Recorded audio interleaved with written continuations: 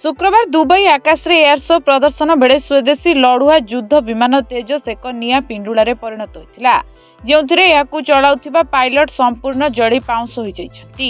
विमानटी हठात नियंत्रण बाहर को जाई रनवे निकटरे खसी पड़िबा सह जली जाइथिबा बेले एथिरु बाहरी पारि नथिले पायलट। निम्न उच्चतारे दुर्घटना घटिथिबारु इजेक्शन सीट काम करिबा सुजोग मिलि नथिला एवं पाराशूट खोली नथिला, जहार एक वीडियो सामना को आसीछि।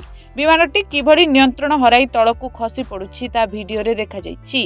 भाइराल वीडियो रे अल मक्तुम अंतर्जातीय विमान बंदर रे एयर शो देखिबा पई एकाठी होइथिबा भिड़ दुर्घटना देखिबा एवं मोबाइल फोन ने एहाकु कैद करिबा पई निज सीट रु डेई पड़िथिबा देखा जाउछि।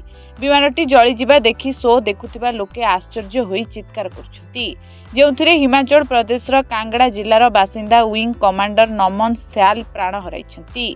एही दुर्घटना रे से संपूर्ण जळी जाइछथि।